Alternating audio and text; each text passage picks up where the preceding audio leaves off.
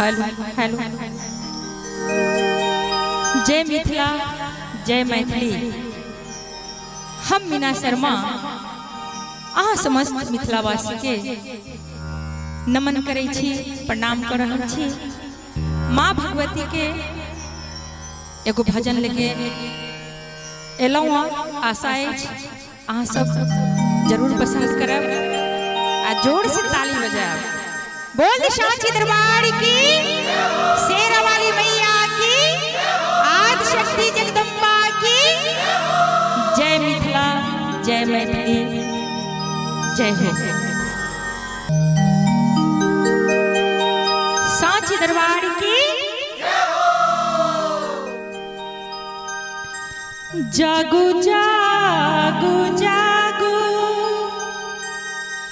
मैया भवानी जागो है, माँ महारानी जागो है। माँ है अरहुल फूल वाला का हम छिठा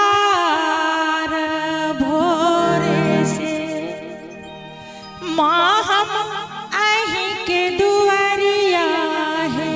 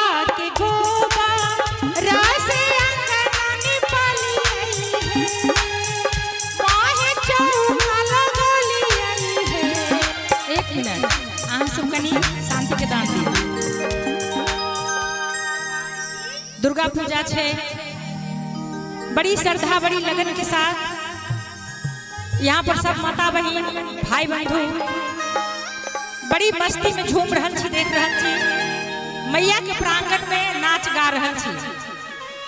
लेकिन एक भी हमरा साथ बोल दे सांची दरबार